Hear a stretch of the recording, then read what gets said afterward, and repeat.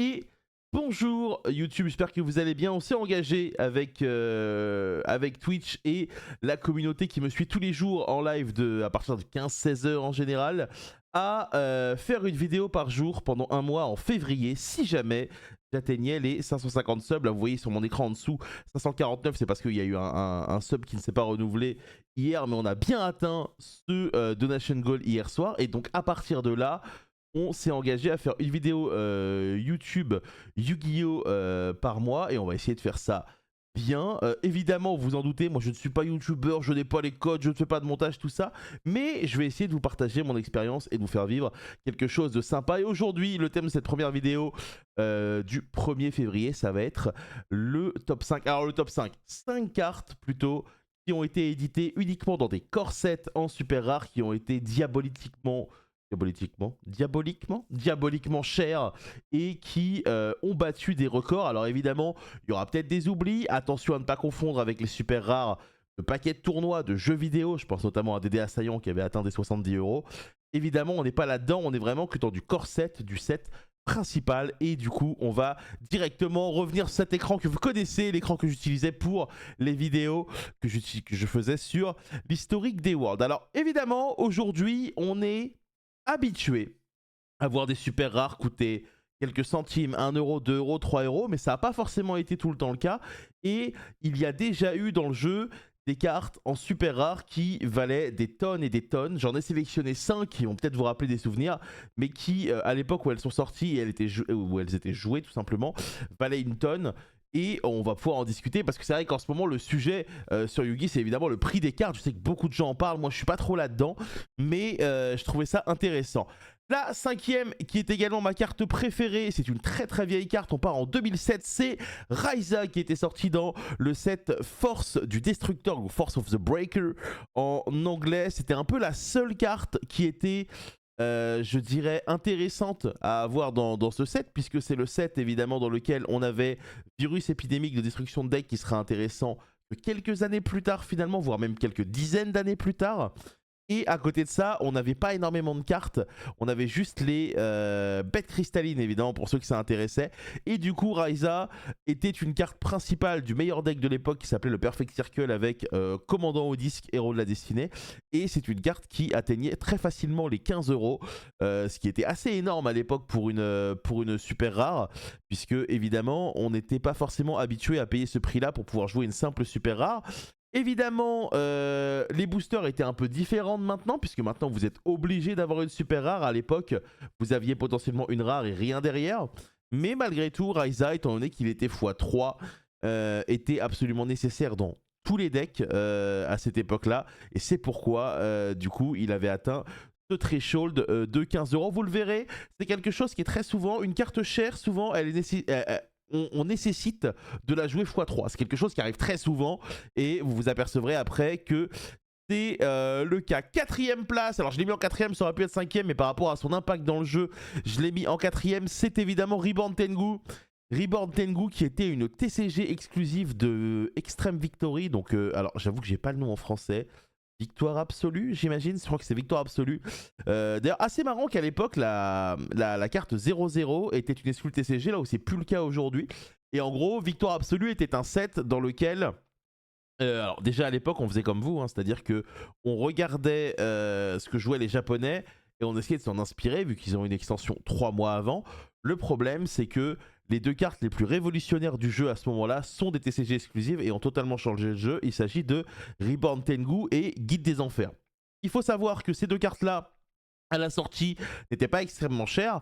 Guide des Enfers se récupérait entre 20 et 25 €. Tengu se récupérait pour 5, puisque en plus d'être la super rare 000, elle était évidemment l'ultra rare de la preview. Le problème, c'est que en tant que mouton qui copions l'OCG, personne ne s'était rendu compte, ou presque, à part dans les derniers nationaux, que Tengu était une super carte. Et même le titre de championnat de France qui avait été gagné cette année-là par Alain Lee, il jouait Plante sans Tengu. Évidemment, entre les nationaux et le championnat d'Europe, tout le monde s'est aperçu que Tengu était la meilleure carte du format. Et donc cette carte est montée très facilement à 15 € pour une pauvre super rare qui à l'époque valait pas grand chose. Et le guide des enfers, j'en parle même pas, qui est une secrète rare, était monté très haut. Mais c'est pas le sujet de cette vidéo. Tengu du coup a été une carte qui a vraiment révolutionné le jeu, un effet mandatory qui vous oblige à aller chercher un T4 avec potentiellement des librarians, des formulas et autres dans le format. Ça a été la base de Plante et évidemment comme toutes les autres cartes il en fallait 3 et c'est pour ça que la carte avait une offre et une demande qui était très énervée et malgré le fait que c'était la promo de preview en sachant qu'avant les previews on avait tous la promo, bah c'était une carte qui était montée très haut, une carte que j'adorais personnellement. Troisième place, on va monter un peu plus haut que 15 € ici pour une simple super rare de corset et on va se téléporter encore dans le temps puisqu'on va avancer. C'est Inzektor Frelon, Inzektor Frelon qui était sorti dans l'ordre du chaos. Pour ceux qui se rappellent, l'ordre du chaos qui est une extension qui avait pas mal révolutionné le jeu parce que du coup on a eu cette méta triangulaire entre Wind-Up, Inzektor et Rabbit. Rabbit étant le deck à l'époque le plus cher, puisque Rabbit nécessitait des cartes qui sont sorties dans Photon Shockwave, qui étaient toutes en secrète ou en ultra ou autre, et qui étaient très cher. Inzektor était le deck entre guillemets budget de ces 3 decks, parce que évidemment, Wind Up, il avait besoin de ses 3 Mighty, il avait besoin de ses rats automates, il avait besoin de pas mal de choses.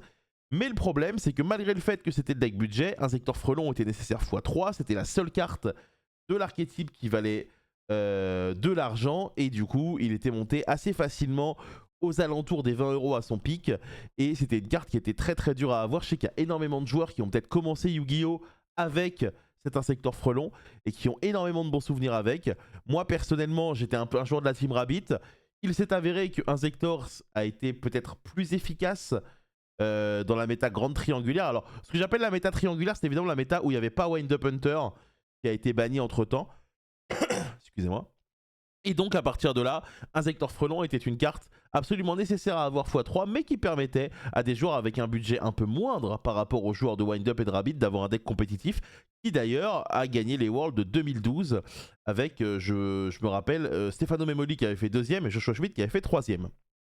Hop, on arrive mesdames et messieurs au top 2. Le top 2 c'est une carte qui, si vous êtes un joueur actuel, vous allez savoir évidemment de quoi je parle puisque c'est une carte récente, c'est Bystial Magnamut.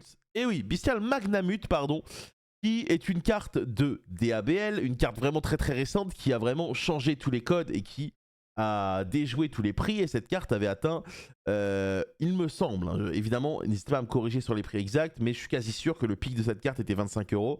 Et pour une super rare dans la, entre guillemets, dans la nouvelle époque, puisque les super rares sont présents dans tous les boosters, c'est assez impressionnant. Explosion de l'aile des ténèbres qui était un booster extrêmement impressionnant, puisqu'en plus de Magnamut, on avait l'espoir d'avoir évidemment un Fenrir Kashtira qui, un peu à l'image, alors peut-être pas à l'image de Guide des Enfers, mais à l'image de pas mal de cartes qui ont rendu cette extension extrêmement intéressante. Et encore aujourd'hui, Magnamut est une carte qui est très intéressante et jouée. Évidemment, elle ne vaut plus prix puisque maintenant elle est à 1. Mais comme toutes ces cartes super rares qui coûtaient beaucoup plus cher par rapport à leur rareté qu'une super rare classique, elle était jouée x3 à son époque.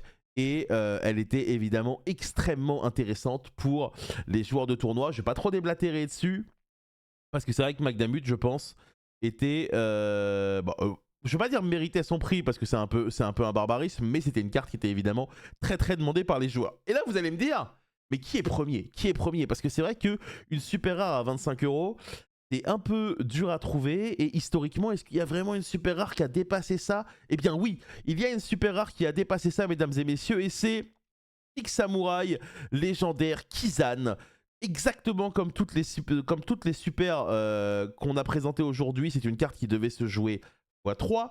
Six Samouraï légendaire Kizan qui du coup en 2011 à l'époque, juste avant l'YCS Paris, est sorti dans l'extension Store, donc c'était Tempête de Ragnarok. Dans Tempête de Ragnarok, on avait du coup tous les Six Samouraï légendaires, donc Chienne qui était nécessaire x2, Kizan x3, Enishi x1. Et à côté de ça, on avait plein d'autres cartes. Mais du coup, l'idée c'est que Kizan était obligatoire x3. Il était très dur à récupérer. Et Kizan a fait partie à la fois d'un format tier 0 dont je vais vous parler juste après, puis d'un format où Six Samouraï était tier 1 en face de Gravekeeper pour l'YCS Paris. Assez étonnamment, cette carte est montée jusqu'à 30 €. Et globalement, il était mieux à cette époque-là, et là vous allez être choqués, vous préfériez ouvrir un Kizan qu'ouvrir une autre carte mythique qui est dans cette extension qui s'appelle Maxé. Ce qui est assez étonnant puisque Maxé, j'en parlerai un jour dans une vidéo, n'a pas été une carte utile, voire une bonne carte tout de suite. On en parlera évidemment dans une autre vidéo, on fera un spécial maxé. Donc Kizan a été historiquement selon moi la super la plus chère dès qu'elle est sortie.